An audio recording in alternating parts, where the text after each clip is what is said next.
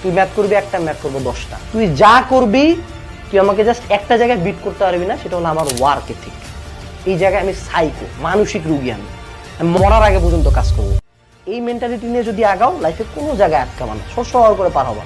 আর যার মাথার মধ্যে এই আফসোসটা থাকে, আল্লাহ আমার ভাগ্য কেন ভালো না, আমার ব্রেন কেন ভালো না, আমার লাইফে কেন এত প্রবলেম, এগুলোতে তোমার কোনো কন্ট্রোল নাই। You only have the control over your work ethic, over your dedication, over your focus.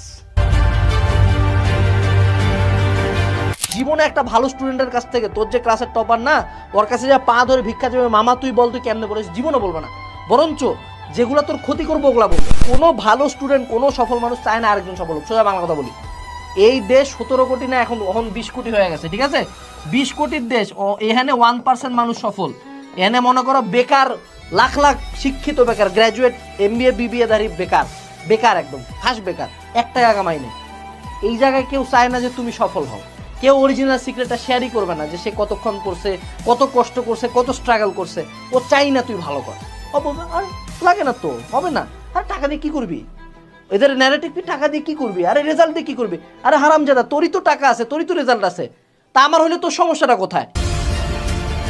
তোমাদের ব্রেনে একটা গার্বেজ কিছু হারামজাদা পীর ঢুকাই দিছে যে তোমাকে একটা চ্যাপ্টার খুব ভালো মতো পড়তে হবে। দেখো, এরা এতটাই নিকৃষ্ট মানে মানুষ যে নিউটনিয়ান মেকানিক্স বা নিউটনীয় বলবিদ্যার উপর 30 ঘন্টার ক্লাস দিছে। একটা জিনিস বুঝ বাবা, তুই যদি নিউটনীয় বলবিদ্যার উপর 30 ঘন্টা ক্লাস করিস, তুই কিন্তু জাস্ট একটা সৃজনশীলের প্রিপারেশন নিছিস, একটা সৃজনশীল আর 2টা MCQ। This is not a very good chapter. এত মানে এমন বাপ কোনো চ্যাপ্টার না যে 30 ঘন্টা লাগে। অর্গানিক কেমিস্ট্রি হলে মানতাম, এটা তো সেপারেট জিনিস।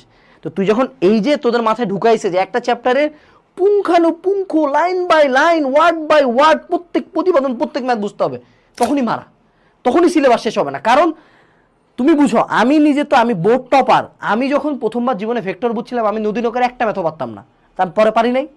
তোমার ব্রেন কখনো একবারে সব ইনফরমেশন একদিনে হবে না।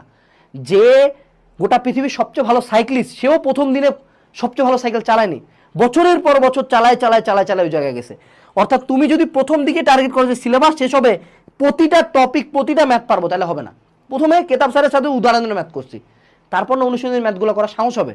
তুমি যদি শুরুতেই টার্গেট করো উদাহরণ অনুশীলনী মিলায় 300 ম্যাথ আমি করবো, একটা ম্যাথও পারবা না। তোমার ব্রেন আগেই টায়ার্ড, ওরে বাবারে ভাই এত দূর, ঠিক আছে? তো এই জায়গায় 100%-এর দিকে যাওয়ার দরকার নেই।